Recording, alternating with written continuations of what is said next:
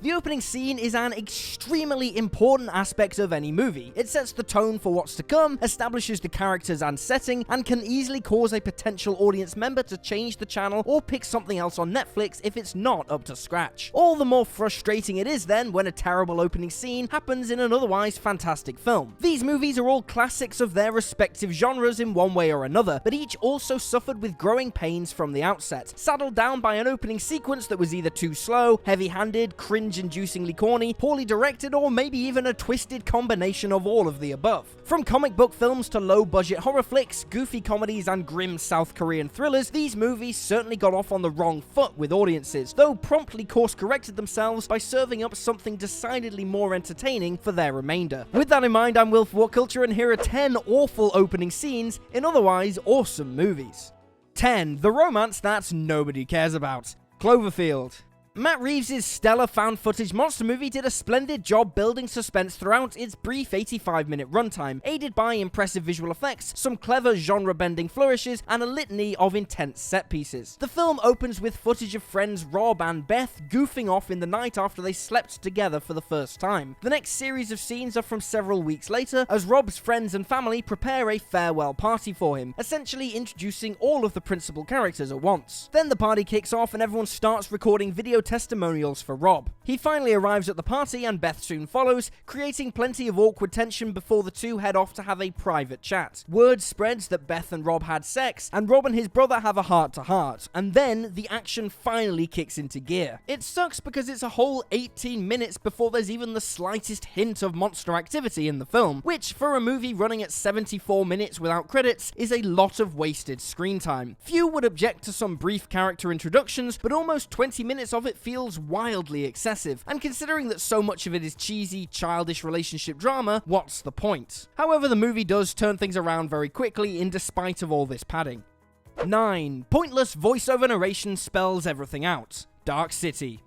The criminally underappreciated sci-fi neo-noir Dark City may have bombed at the box office, but strong reviews helped it secure a cult following in the years that followed its 1998 release. Though frequently compared to The Matrix, which released the very next year, Dark City beat it to the punch with sumptuous style and a thought-provoking narrative that's very much its own, even if the Wachowskis movie is the one most people remember. The film opens with Daniel skulking around the city as he delivers a voiceover monologue, explaining who the strangers are, what they want and why, as well as why he is helping them perform their experiments on Earth. Life in the city quite literally comes to a complete halt, and the opening titles roll. It sucks because the narration strips the film of its ambiguity and sense of mystery. It explains everything away from the outset and makes it decidedly less fun and interesting as a result. The creative team later confirmed that the voiceover was added at the behest of the studio, and when the director's cut was released, the scene was altered to remove the dialogue completely. It works much better that way, no doubt.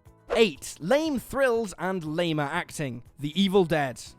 Sam Raimi's classic splatterfest is a testament to the virtue of ideas over money, a low-budget but inventive and hilarious horror film that has rightfully endured for over 3 decades, and put the director's name firmly on the map. The film opens with Ash and his friends driving into the Tennessee hills towards the film's iconic log cabin setting. The gang nearly get run off the road by a truck, and then cross a rickety bridge which very nearly collapses. They then pull up to the cabin, and the mayhem begins. Now, plenty of horror films have mundane opening sequences, and despite its general brilliance, The Evil Dead is sadly no different. Though the acting isn't great through most of the film, the dialogue also happens to be thoroughly tedious in this establishing scene, and the various attempts to create tension right out of the gate seem pointless and, frankly, misplaced. After all, are there any extra dangers really needed when the terror ratchets up so brilliantly shortly after they arrive at the cabin? 7. The Russian Package. Castaway. Robert Zemeckis' daring survival drama gives Tom Hanks space to deliver one of his all-time best performances, and despite its arguably excessive runtime, it's a hopeful, occasionally hilarious, and achingly human drama with the sort of ambition Hollywood is in short supply of these days. The film opens with a FedEx truck pulling up to the Dick and Bettina Ranch, where the driver collects a package for Bettina, which is then shown arriving in Russia where her husband is staying. He signs for the package, and it's revealed that he has a Russian mistress living with him. While the truck truck drives onto a cafe where another package is delivered to a young boy, Nikolai, who takes it to the FedEx depot where Chuck Noland is working. The problem with it is it's such a long-winded way to introduce audiences to Tom Hanks' character, and though it has the obvious parallel with the movie's ending, where Bettina is now divorced after presumably finding out about her husband's infidelity, there's just no need for it. Why not just have Bettina be a single woman running a ranch who Nolan needs to deliver the life-saving package to at the end? The implied romantic sentiment is basically the same, but without an extra 5 minutes piled on top of the already wildly overlong 143-minute runtime. 6. The most boring credit sequence of all time. Speed.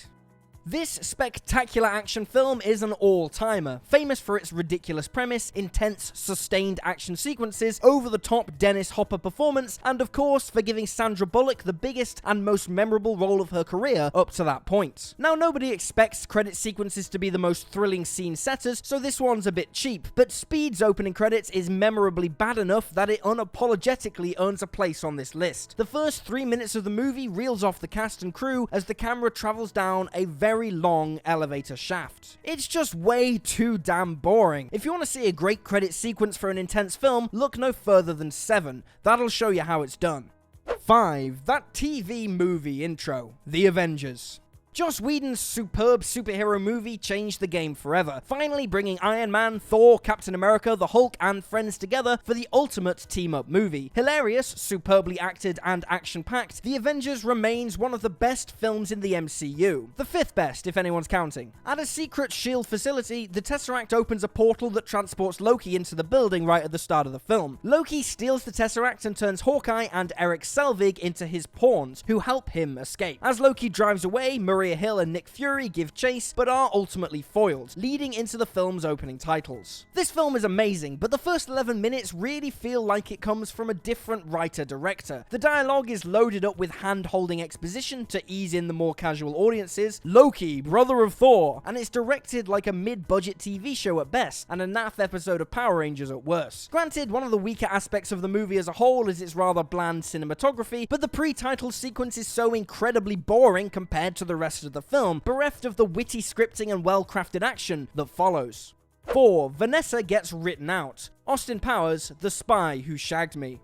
Here's a comedy sequel that really works. The follow-up to Mike Myers' 1997 spy spoof served up an affectionate Moonraker parody, introducing iconic new characters such as Fat Bastard and Mini-Me, ensuring it was a rare second movie that was just as funny as the first. After Dr. Evil is shown returning to Earth, the scene shifts to Austin, who is enjoying his honeymoon with new bride Vanessa. After some coitus, Vanessa repeats the same dialogue twice, and when Austin uses the TV remote, it also operates Vanessa, revealing that she is, in fact, a fembot. After Austin rips her human face off to reveal the robotics underneath, Dr. Evil plays a recorded message for him mere seconds before the fembot self-destructs. Austin mourns Vanessa for a few moments before realizing that he's single again, and the film's raunchy credit sequence kicks in. However, it's a shame because the first movie spent so much screen time investing audiences in Austin and Vanessa's relationship, only for it to be ditched in the second film's first 5 minutes, reportedly because of scheduling conflicts preventing the actress from having her original planned role. On one hand, it's almost admirable how ridiculously Vanessa is taken out of the frame, and how hilariously fast Austin gets over it. But just because the film is self-aware about how deep of a hole they dug themselves, it doesn't mean that the scene totally works. If Hurley was unable to return, then it was always going to be a tough one, and in fairness, at least she was able to film this scene rather than nothing at all. Even so, it's pretty eye-rolling stuff, though thankfully very brief and easy enough to move on from. 3. The Thai Guy, Old Boy. Chan Wook Park's infamously demented thriller is one of South Korea's best ever thriller films, noted for its brutal violence, surreal twist on the revenge genre, and of course, its utterly jaw-dropping plot twist. The film opens with Odae-soo holding a man over the edge of a building by his tie, saying that he wants to tell him a story. The man asks who he is, and just as he starts to reply, the scene cuts to a flashback, and the film properly gets started. I'm gonna take this moment to quote Rick and Morty, because I can. Quote, "I'm not a huge fan, personally, of the whole 3 weeks earlier teaser thing. I think we should start our stories where they begin, not where they get interesting." End quote. Fact is, guys, Morty is right. And the fact that this opening scene actually has relatively little to do with the plot as a whole just solidifies that perspective in this movie in particular. 2. Lazy juxtaposition. Captain Phillips. Paul Greengrass's muscular, bracingly intense thriller is a riveting account of a terrifying, real-life scenario, easily giving Tom Hanks his best role in years. The opening scene shows Captain Richard Phillips preparing to leave home for his latest voyage, and while traveling in the car with his wife, they talk about how harsh the job market is for today's youth. Cut to Somalia, where Muse and other young men are being threatened into going out to sea and hijacking a boat for a local warlord. Muse recruits his men, and the group push their boats out to sea, setting them on a collision course with Phillips' ship. The problem is, it's just so heavy-handed. The conversation between Phillips and his wife can be directly applied to Muse's situation, and it's just a little too neat and tidy for a film otherwise filled with smart, creative choices. Had the movie instead started at around the 9-minute mark, where Phillips arrives for his day's work, it would have been much more to the point. 1. Too much everything. The Deer Hunter.